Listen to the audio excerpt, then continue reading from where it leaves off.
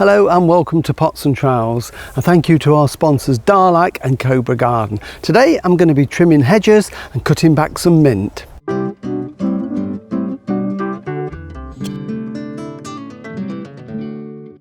Late August and early September is the ideal time to start thinking about tidying up hedges ready for winter. So I'm just going to do a little bit of pruning on this beech hedge, but you can do it on hornbeam, thorn, holly, yew, whatever you've got in the garden. And what we're doing is we're going to cut off all the new growth that it's made this season. And by doing that, the hedge won't make any new growth through the autumn, and it's going to keep its shape right the way through winter until it starts to grow early next summer. So it really is a tidy up, and it just gives them that lovely crisp finish. First thing before cutting though, this is something that I always forget to do, but I have to be reminded by Mrs. Fish, is put some sort of a sheet down on the floor, especially if you're cutting onto gravel, because it's really difficult to pick all the leaves up, and I get told off if I don't pick them all up. So this just saves a lot of time. If it's a concrete path, then you can sweep them up. So just tarpaulin or sheet of polythene is ideal. Now, to cut the hedge, various ways you can do it.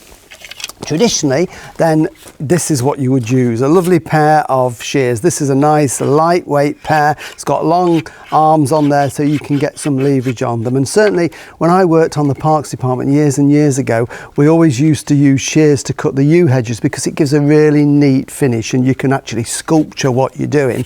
This is another really interesting pair. These are shears. As you can see, they've got the traditional blades there, not quite as long a blade, but we've also got a little secateurs-like blade, and these are clip and cut, and they're ideal. So the idea is with these we can use them to cut the hedge, and these will cut this woody growth. They're really sharp, so they're great for just getting in there to cut. And we want to cut right the way back to where this started to grow. But if you suddenly find when you're trimming any dead bits we can pull out that you've got one that's a little bit tough, like this one here, and then you can use the little secateurs blade that we just hook over the stem, as we can see, like that.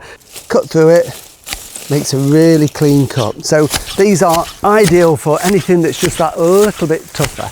And the good thing about shears is you can really take your time and make a neat job. But if you've got a larger hedge, then these are probably going to be too hard work. So hedge cutters are probably the best way forward.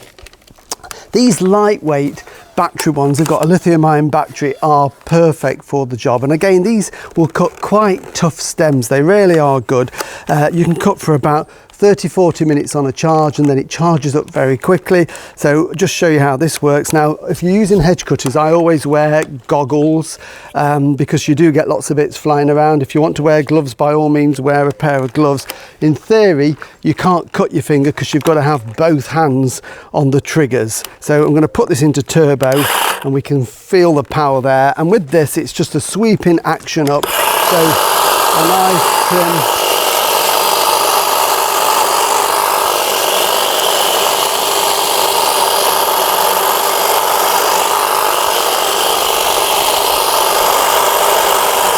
And as you can see, that makes a really neat job of it, and all my trimmings are being caught on the tarpaulin, so I'm going to be in good books.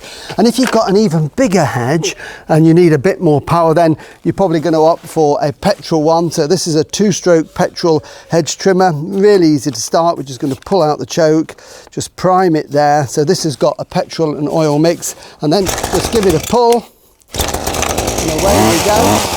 This will cut through some really tough stems, about the thickness of my finger.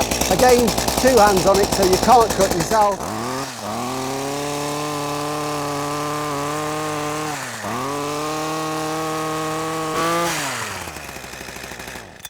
So you can see a petrol one really does make light work of it. So what I'm going to do now is just get my step ladders, just take the top off, level this up, and I'll finish up with a lovely neat hedge that is going to look great all the way through the winter, and then we don't have to worry about it again till next summer.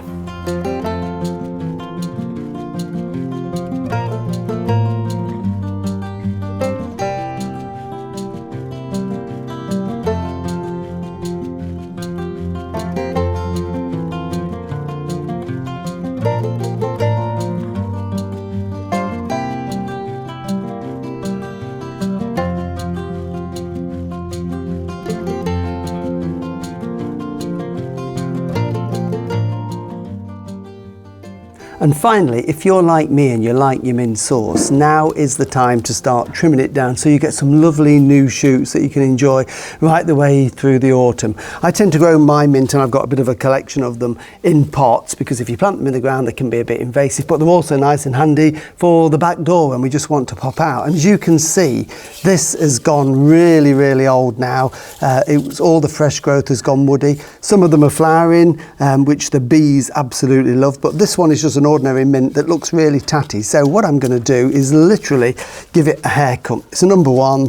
Just get your secateurs and trim it down, and you can see at the base of it there are lots of little shoots anyway. So by cutting all the old off, those little shoots will grow over the coming weeks. Just a really good tidy up all the way around like that.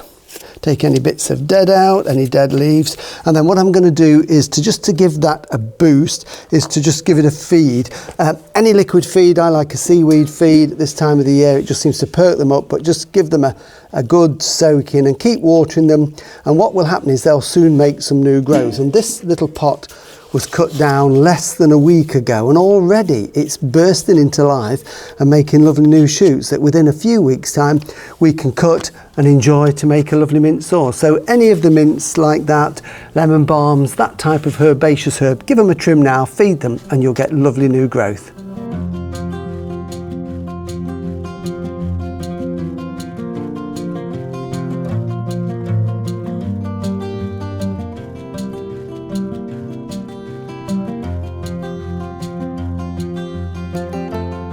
Thank you for watching Pots and Trowels, and thank you for telling all your friends about it. Remember, we're not only on Facebook, we're also on YouTube, and it's free to subscribe, and you can see all the back issues over the past 12 months.